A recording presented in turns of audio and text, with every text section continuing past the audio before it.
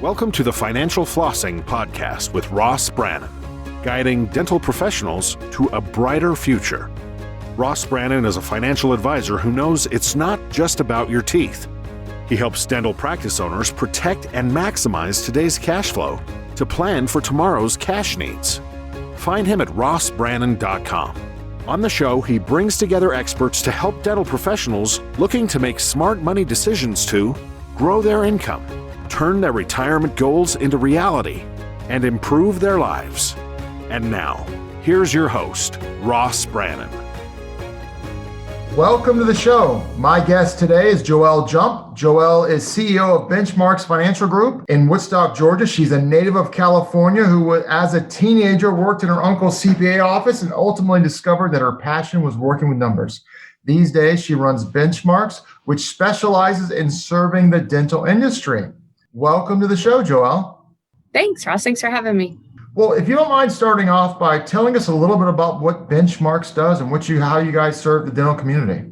Definitely. So we focus on accounting for dental practices, but we really focus on the operations of a dental practice. So we're not going to just give you financials and say, have a great day, although you do get financials monthly. We work on KPIs, so key performance indicators, and that are specific to the dental practice to help you increase profits and drive revenue and kind of see where your revenue's coming, where to trim some fat, and where we can maybe market into the community a little more and focus on certain demographics. That's really interesting. So tell me how you would say that the traditional bookkeeping, what traditionally bookkeeping does versus how you guys take it up a level. So a traditional bookkeeper are going to be great at maybe categorizing some expenses, putting them into financials that are tax ready, and you can send over to your tax professional and get taxes done, which is great. We do it a little differently. So we're going to categorize expenses in a way that helps you understand where you're actually spending your money. So we have dental supplies and lab supplies. We break it down into big chunks so you can see kind of the difference in spending, but we also go over it with you. So never is a time where I'm going to send you reporting and expect you to read it and digest it, whatever. We're going to have a phone call, we're going to talk about it, and then we're going to give you another report that gives you your goal to actual. So how much do you want to make versus where you're at now? What does your cash burn look like? How much are you spending every month? What does your patient retention look like? All of the deposits that are going into your practice management software, is that making it to the bank? So we reconcile that. What's your profit margin per associate if you have associates? What is your hygiene doing? How much is your hygiene bringing in monthly? And, some other specialized kind of, if you're tracking, say, case acceptance of what you're presenting, how much is being accepted, how much is not. So it goes a little deeper than just preparing tax-ready financials, which are great for taxes and CPAs, not so great when you're trying to run a practice. That's really interesting. So tell me a couple stories about someone who had a, quote, traditional bookkeeper, switched to Benchmarks, and after a quarter or two saw the difference. What are their reactions? Well, what's great is they just feel a little calmer. Once you can understand the levers that you have to push or pull or move just a tad, and it's just small little tweaks, you can see some real changes in your bank balance and your profit margin, what you can take home. And just understanding that was huge for them. And it was such just a lifted weight, because everyone stresses. Like, you look at the bank account and you're like, is it good? Is it not good? Where are we at? And you're busy in the chair all day. I mean, as a dentist, you're trying to manage a team. You're trying to serve the patient. You're in the chair all day. And then you're supposed to do what? Come home and learn how to read financials? No, that's not feasible, and it doesn't help. So we can take that off of them. And that's what they experience. That's the best thing, is like, thank goodness someone is handling this for me. And thank you for taking the time to explain it so that I don't have to worry. It's just taking something off of the list so you can focus on the patients. So peace of mind is what you're bringing to the table. Absolutely. You're ease of business and peace of mind. And you're clarifying what's going on. Yes. No more guessing. So it's interesting because you said on your website how you love solving puzzles, and you literally are putting a puzzle together with the dentist financials. And so when you look at this type of business, what do you see as the unique complexities for a dentist and who owns his own practice? There's a lot of moving parts in a dental practice. You've got, the dentist with the actual service and serving the patient.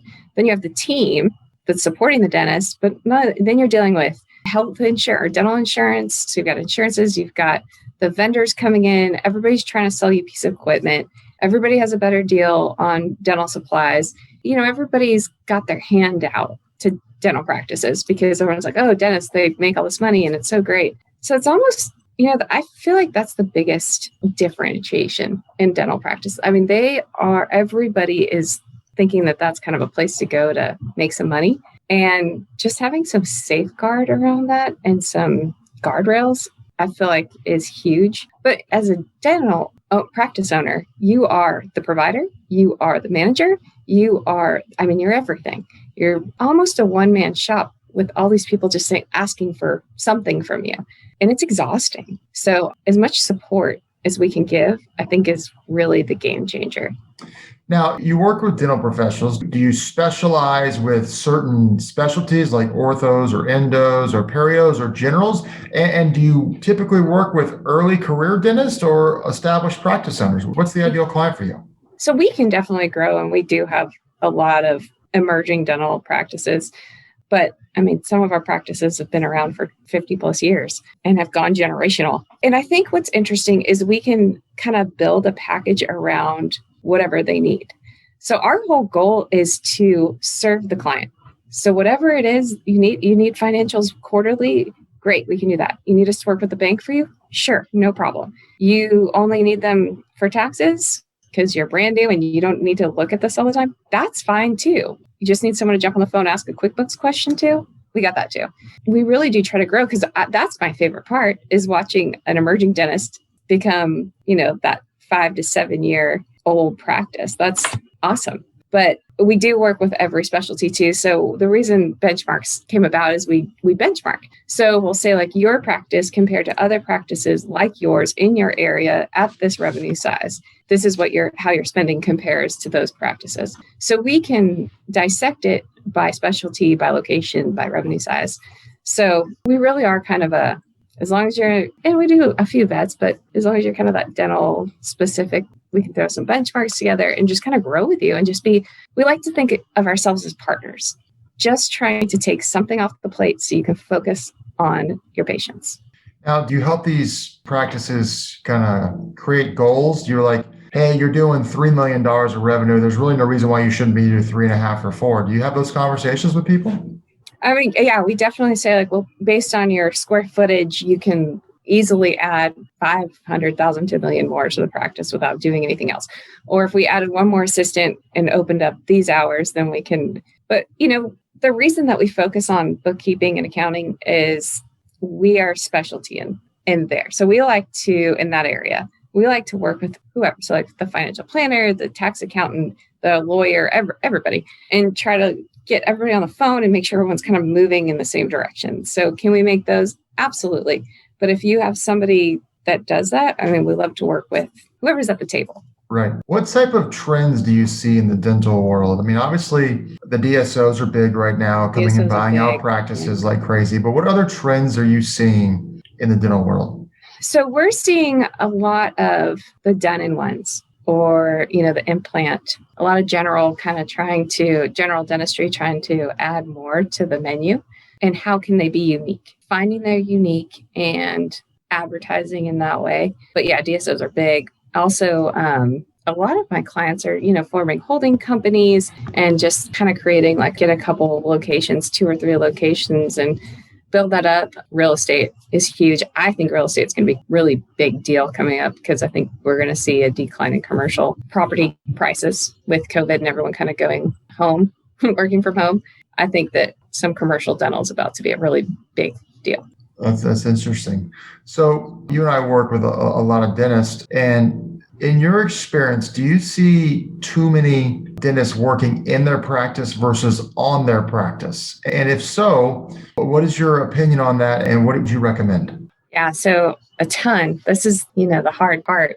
I recommend, especially for brand new dentists, I recommend scheduling time to work on your practice. We call them planning days. And just as a new dentist, at least one planning day a week will just save you so much spinning and fires, helps really kind of plan where you're going and how to get there. So I think planning is so important, working on the practice versus in the practice.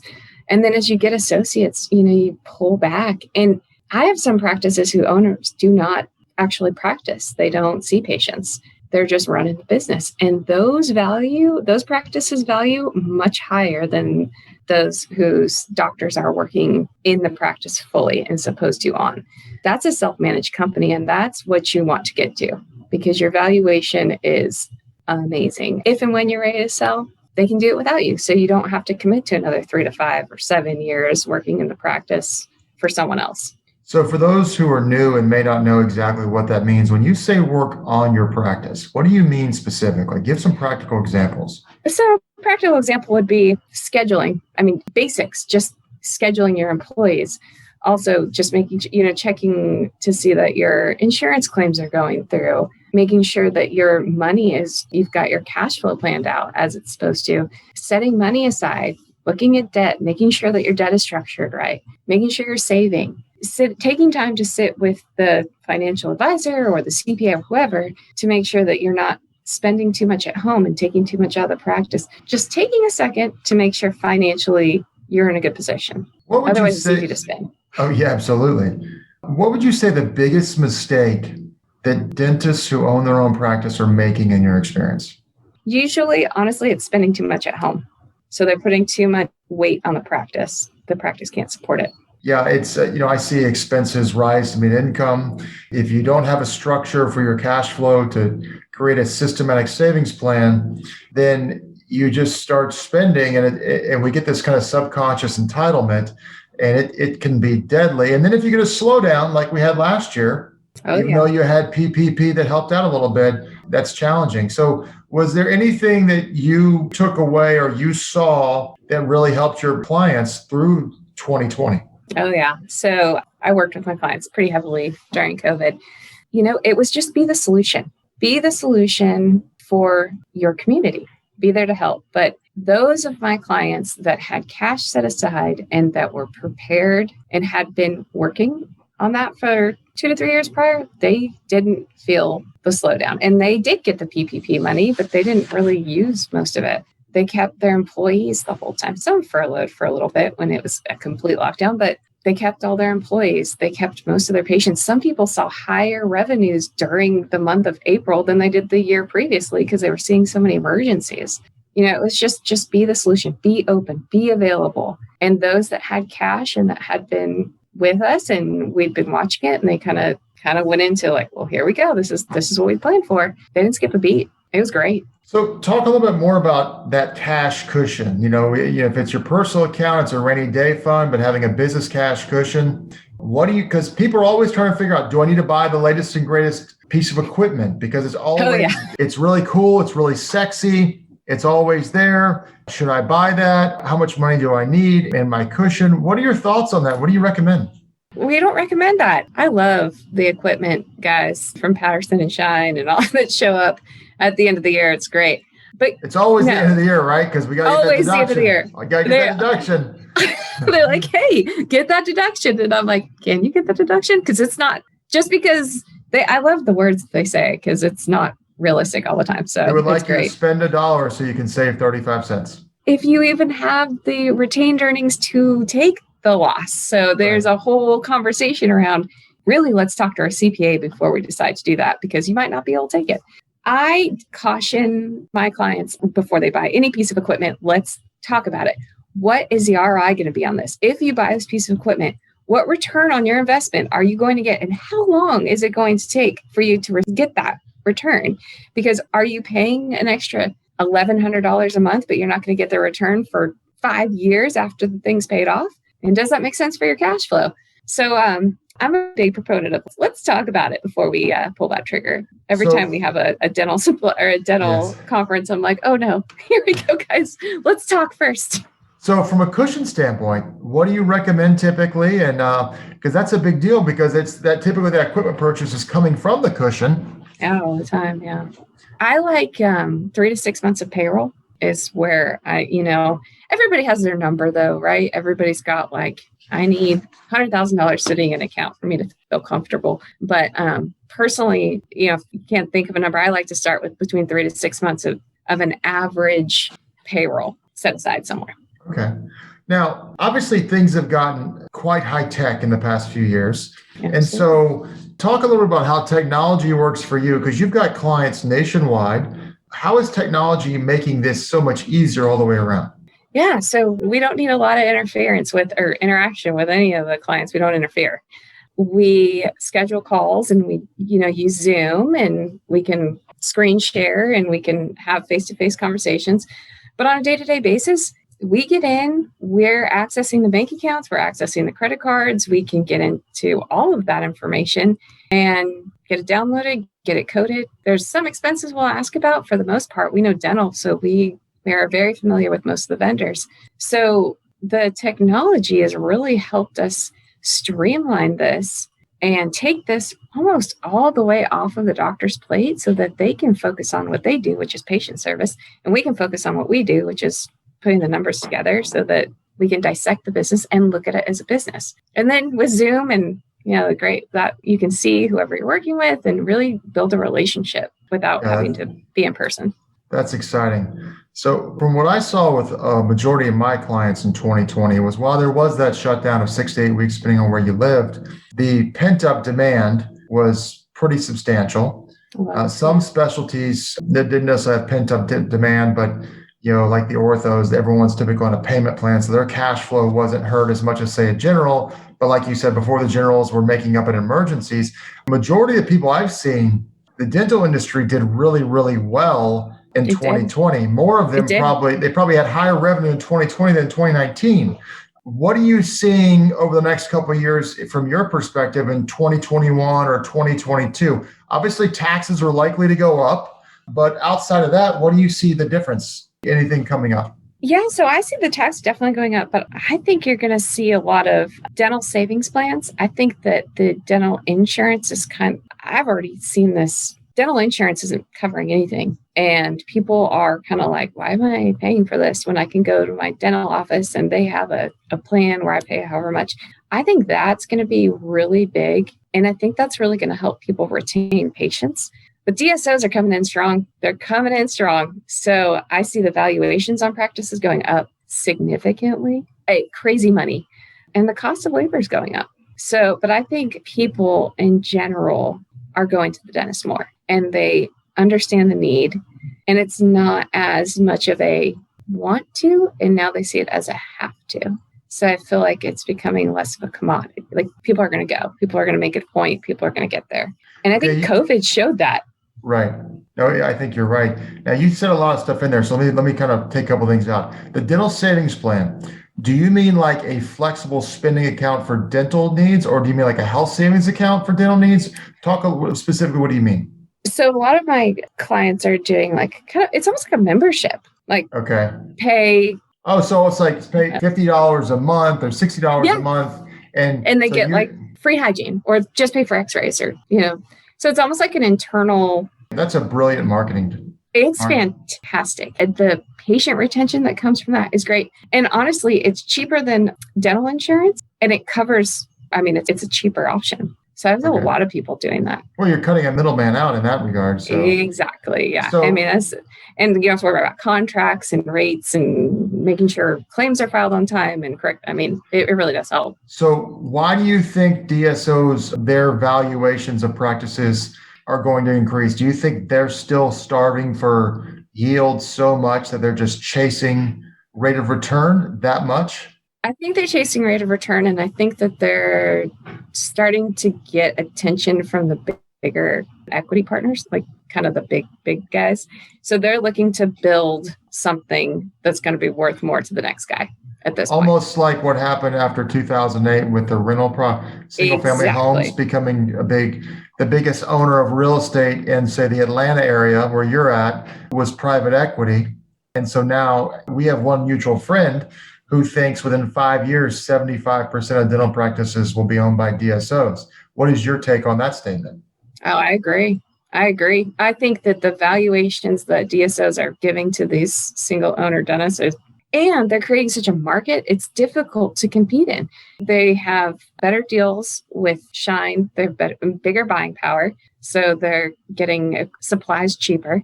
They are paying the labor. I mean, some of the hourly that I'm hearing is crazy to me, but that's what they'll do. And they've got insurance. Like how much are you seeing in hourly rates? I just saw an assistant get and he was at $15 an hour, $25 an hour as a DSO, which is crazy. Oh, okay. So if I'm fresh out of dental school and I've always dreamed of owning my own practice, why would I own my own practice? Or maybe it's like, hey, own your own practice now, grow it as fast as you can, sell it. But 5 years from now, if I'm a freshman in college and I want to be a dentist, it's 8-9 years before I can come out ready to go. Why would I do that if I can only go work for corporate dentistry and they're going to own the market? Yeah, the only reason I would do that is to build something real quick and sell it to somebody. But 8-9 years from now, it might not be even worth it. Coming out of school like that, I would buy something like just be a partner somewhere. Right. Okay. One of the practices. You think maybe the more rural communities, the DSOs probably aren't interested in? Yes. Yeah. I think you have some time with the I mean, I feel like it's probably like a 20-year. I don't think it's 5 years. I think 5 years, it'll be a large percentage owned by DSO. But I think in the rural communities and some of maybe away from the major cities, you'll still have that single owner dentist that can do really well. And the multiples they're paying, it's not just a standard multiple of X. There's many more factors involved, is there not? Oh, there absolutely is. I mean, are you a self-managed business? What does your cash flow look like? What does your paycheck retention look like? The due diligence we go through, and we've done it. We do due diligence quite often. It's extensive. I mean, they're looking at the whole practice and the history of the practice, the location. I mean, what are your contracts, your insurance contracts? Are you fee for service? I mean, they're really taking into account. And some of the multiples are to over 2.5 times top line revenue, which is insane. Are you seeing it only predominantly with generals? Because, I mean, I've seen a few specialists, but not near as many specialists as generals. No, not near as many. There's some states that specialists are real popular. The DSOs are really popular with like orthos in Arizona, Colorado, Texas, Utah. They're looking real hard in those states. And some of the DSOs are doing like jumbo practices. So anything over 8 million, and those valuations are crazy. Some of the orthos, I'm seeing it like 8 times, I'm going to say EBITDA, but basically like bottom line. So profit before taxes and interest. It's crazy right now. And I wouldn't blame anybody for selling it. Why wouldn't you? That's why I'm like helping my clients, No, it's like if they're going to give you the money, but I'm like, you've got to have a second act, even if that means starting that practice, because, you're going to go insane because I've known several people in their early 40s selling. I'm like, you got to go figure out what you're going to do with your life because you can't. What are you going to do next? And I have some that, they'll stay for 2 to 3 years at the same, as part of the contract to do their earnout, some up to 5 years on earnout. And then they're like, I just want to go be associate somewhere. Just work 2-3 days a week, go be an associate and not have to worry about running this practice. That's great. Yeah, I know. And then some are like, I'm going to go do real estate.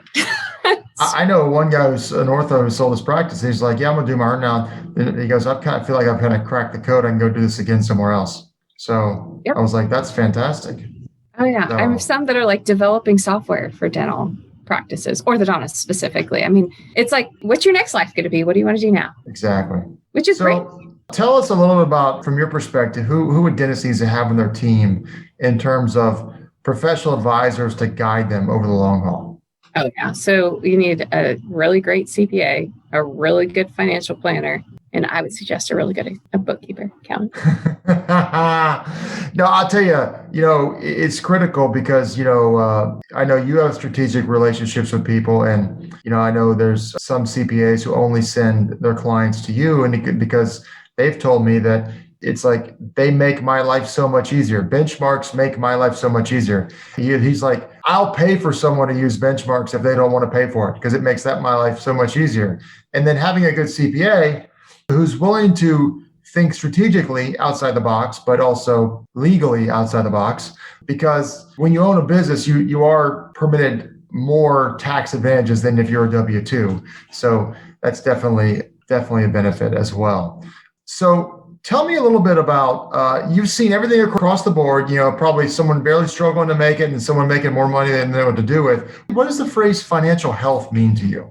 So when someone says financial health to me, I don't actually equate it to the dollars in the bank account. That will get there. Financial health is planning. Financial health is actively doing something every week or however often you have to. I definitely think at least weekly, to make sure that you are going to end up in a better place than you started the year at. So are you maintaining? It's kind of like a car. Like you can't just drive your car into the ground. You can't just keep running and think that you're going to go somewhere. You have to have an end game. So financial health to me is just, are you checking in? Are you doing the things? It's flossing. Are you doing the things you need to do to stay healthy? It's the same exact thing. Are you looking at your money? Are you planning for the future? Are you watching your cash flow? Are you sticking to a budget? Or are you just going out and spending whatever you want to spend? Do you understand what's coming up in next week? Have you planned for that? It's a state of not living in chaos. No, that's good advice right there. And so as someone who gives advice on a weekly, if not daily basis to a dentist, what would you say the best advice you ever received was? That I've ever received? I really think the best is that your expenses will rise to your income, because that is 1,000% true. Yes. And we work a lot of our dentists, almost all of them, honestly. We have buckets. Money goes into different buckets, and we plan and we say, okay, this is how much payroll is. So this much has to go into that bucket, and this is how much your loan is. And this has to, this goes in this bucket. Okay. You want to go to Europe next year, take your family? Great. Let's start planning that. Let's make a bucket for that. Because if you leave it all in that operating account, you will spend it because it is sitting there. And that is what we do as humans. That's just who we are. It is. It's human nature, unfortunately. You and I should do another podcast on stories we've heard from people. It's great. Fascinating. So I'm a big reader, so I always ask this question. Are you a reader? And if you are, what are you reading right now? I am a very big reader. And I'm reading multiple books right now, but see, I've tried that. I'm not real good with that. Well, I have like the audiobook that I'm reading, and then the book on the nightstand that I'm reading. There's a few, but I'm rereading 5 Dysfunctions of a Team. Who Not How, Dan Sullivan. Oh, Dan Sullivan. You've mentioned self-managing company a couple of times. That's definitely a Dan Sullivanism. Oh, yeah. I love Dan Sullivan. He is a rock star. And I love everyone. Gino Whitman comes there, who wrote Traction, who does the Entrepreneurial Operational System, EOS. Yes. I love him. I will read as much as I can. That's great. Yeah, and Girl Wash Your Face. I'm also reading Girl Wash Your Face. Is that a novel? It is not. It's kind of a girl power kind of. Okay.